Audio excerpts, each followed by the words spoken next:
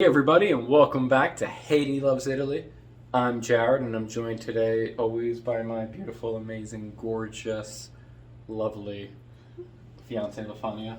Hi guys, nice to see you again. We're going to talk about 7 reasons why you might be single that has nothing to do with your looks. She's the smart one. This is why. Number one, you argue way too much. Now, everybody knows nobody likes a negative Nancy. Nobody likes people who complain all the time, who always start arguments.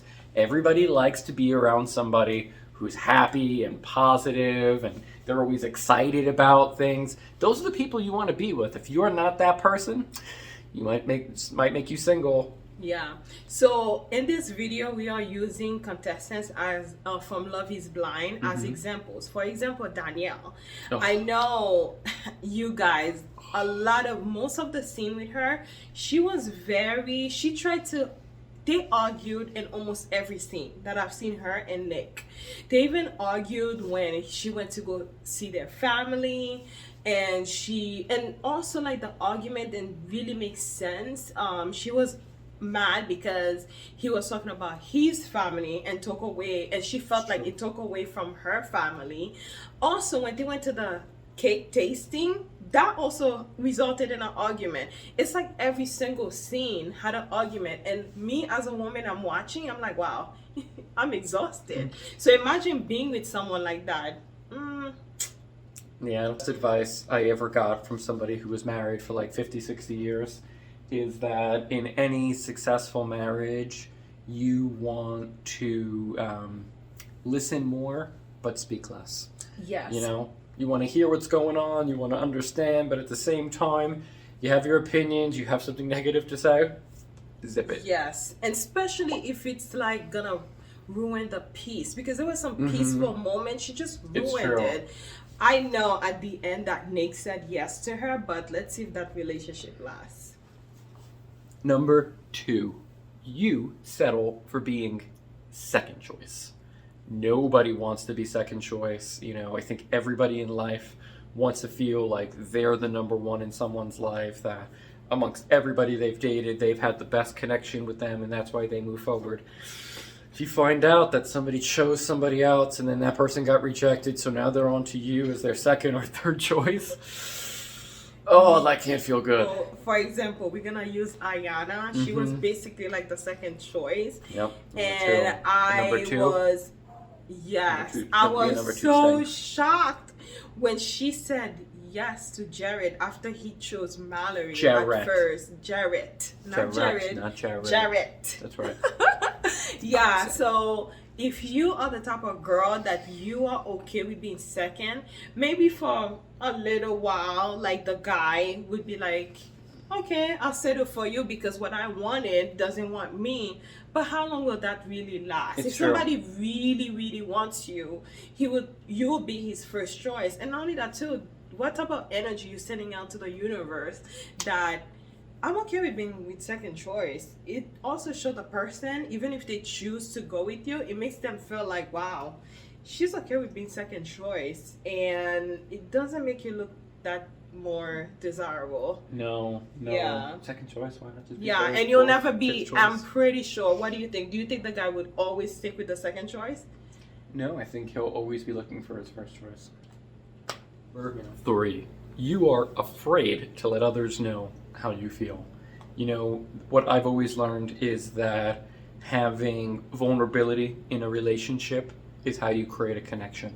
Vulnerability creates a bond between people. Shared vulnerability is the foundation for any loving relationship. If you are too afraid to even get on the bridge, you're never going to get to the other side and be with that person. Yes. So I think part of finding love is being vulnerable. It's being very honest. You can't go through trying to be with someone, oh, I don't want to show him how I feel. Like, it's better you put your feelings on the table and the person rejects you than not telling them how you feel and they don't want to be with you, and then you keep wondering, oh, maybe I should have been a little bit more vulnerable. For example, Shayna. One of the main reasons why Shane decided to go with Natalie is because Natalie was able to be vulnerable, was able to open up to him, and also like I don't know, compliment him, but like she was able to tell him, "Hey, you my first choice." Again with the first choice. So Shayna kind of like held back, and we heard from Shane personally that he said that he loves this reassuring and he being reassured, right? And he felt that he got that with Natalie, and he did not get that with Shayna. So I think one of the reasons why you might be single is because you are afraid to show your feelings, to talk about your feelings, to make the other person feel that you are attracted to them, you love them, what they mean to you. It's true. And plus, nobody ever wants to have to walk on eggshells because the person they're with always needs compliments or always needs to be reassured. That sounds exhausting. Yeah. I don't know how Natalie did it, but he picked her. Yeah. 4, you don't try to connect on a deeper level. I think at times people play the surface game with relationships and they wind up dating different people. And that might work in the dating world, but if you actually want to become solid, you want to become a stronger relationship, you want to become engaged, then you got to move past the superficial stuff and really get to the heart and get some depth into your life. Isn't that right, sweetheart? Yes. So, for example, we're gonna use Shayna and Natalie again. We can literally see how Shane was talking to both women.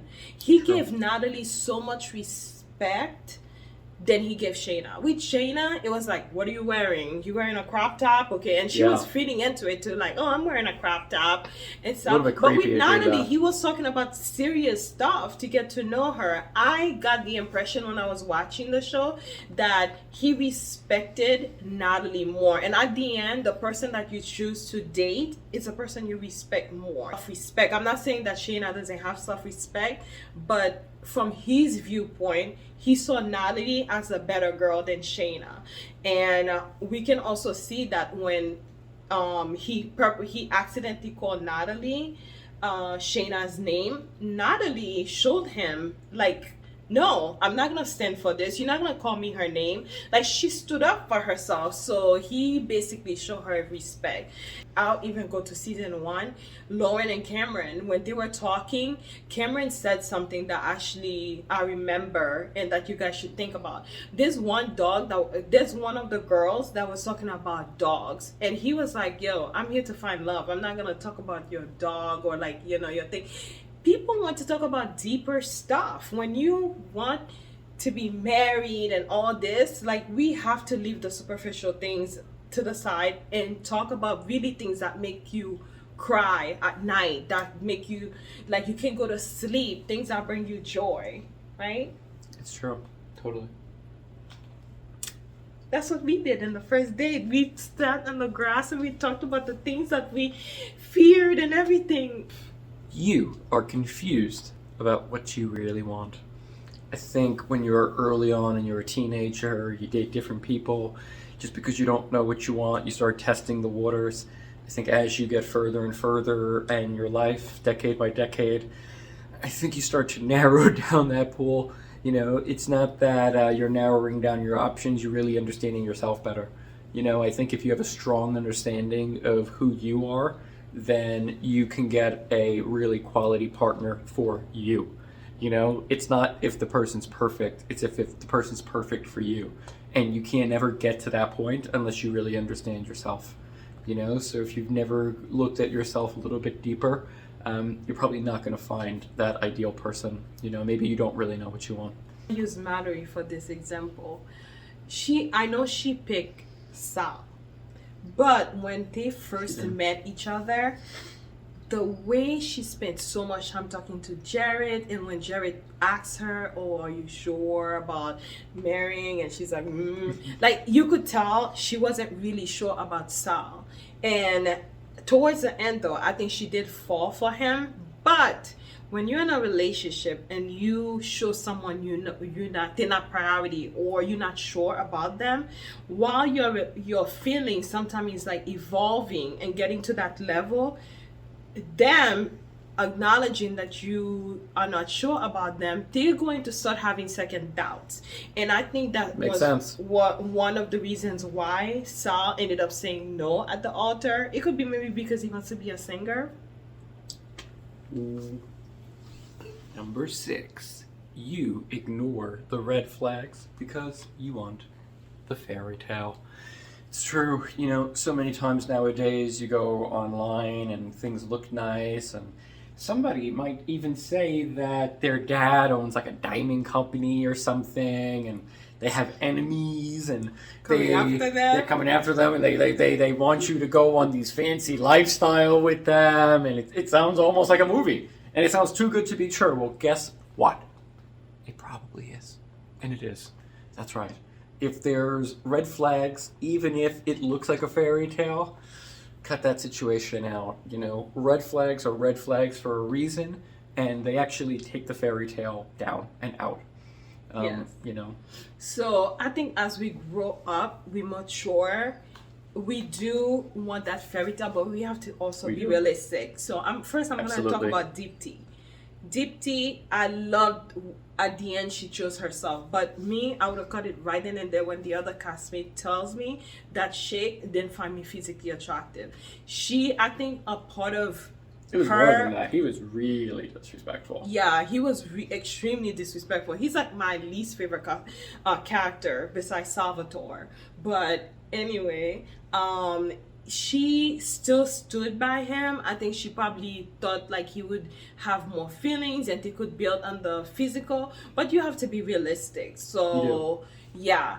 And the other person I'm gonna use is Carl. I don't know why Carl went on the show, but Carl was not taking no for an answer. He was living in his own fairy tale, even though she kept telling him our religion is not the same. We don't have the same values. And he still wanted to push that fairy tale, push it. And at the end, he was crushed. The last person I'm going to use is Ayana. I'm going to go back to the bin second choice again. When you want the fairy tale so bad, you're willing to be second choice. Now, I know that at the end they both said yes, but I think a lot of us can agree that a lot of people join this season not to find love. And I'm hoping that Ayana made the right decision for her and that Jared is really after love. Hope so. 7. You can take no for an answer. Sometimes in life, hearing no is tough. You know, I think as we get older, we have to develop tough skin to take no's, and some people just never develop that tough skin. And if you don't develop that tough skin, I could see you being single for quite a long time. You know, somebody tells you no, you got to respect that, and you got to move on. For me, I feel like this one is the most important one. If somebody have the courage to tell you no, you have to respect it and you have to accept that choice. I'm not even gonna use cast members as an example for this, but we see it throughout life. We even see it in YouTubers that we watch who are also looking for love. When somebody tells you no, it's, I don't know. I think this is so... like, it's so obvious what you should do. You shouldn't be hopeful. You shouldn't want that fairy tale so bad thinking the person's gonna change their mind. Because if they really love you, they would have said no. They would not have said no to begin with. So it's true. I think it gives you an opportunity to look forward. Yeah. You know? Yeah. You know, I think it gives you new opportunities, and I think if you're optimistic about your future, you don't lock it into any one person. You lock that into yourself. You know, so if things don't go right now, you know, there's positive things in your future to look forward to. Yeah. And I'm going to say one last thing. Holding on to somebody's no, hoping one day they're going to change their mind, you might miss so many yeses. It's very wise. This is why I'm marrying her. All right, so that was it, guys. 7 reasons why you might still be single. That has absolutely nothing to do with your looks. So we are going to try to upload more dating videos, and we hope that if you are here for the first time, you subscribe to us and like this video if you liked it, or thumbs down, whichever. We'll see you on the next video. Bye, and happy dating.